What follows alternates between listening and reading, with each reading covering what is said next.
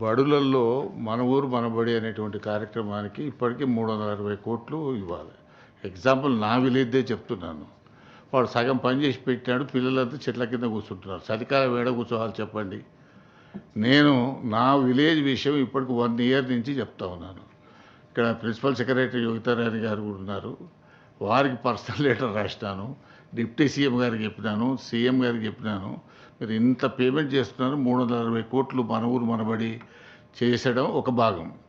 2, ఈ ప్రభుత్వం వచ్చినాక అమ్మ ఆదర్శ పాఠశాలను పెట్టినారు. దాన్ని మీరు ఏం చేసినారు, మైనింగ్ సెస్కు అటాచ్ చేసినారు.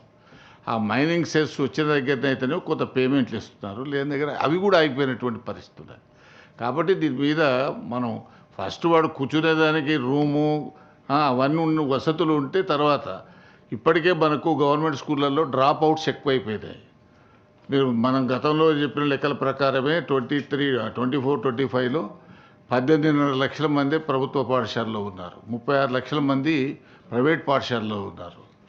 ఈ సంవత్సరం 3 లక్షల మంది చేర్చినామని చెప్పినారు, కానీ అది ఉత్తదే. 30,000 మంది కూడా కొత్తగా చేర్చుకోలేదు, లెక్కలు మాత్రం పంపిస్తున్నారు. దయచేసి ఈ మన ఊరు మనబడికి సంబంధించిన పేమెంట్స్ ఇవ్వండి. చిన్న చిన్న కాంట్రాక్టర్లు, ఎందుకనంటే విద్యా కమిటీ చైర్మన్ వాడు 3 ఏళ్ల కింద అప్పు తెచ్చి కడితే, మీకు చెప్తున్నాను, మా ఊరిలో 19 లక్షలు 20 లక్షలు బాకీ. వాడు బాధపడలేక నేను 5 లక్షలు ఇచ్చినాను వానికి. అరే నీ బిల్లు వచ్చిందని మళ్ళీ నాకు వాపసు తెచ్చియమని. ఇటువంటి పరిస్థితి ఉన్నది.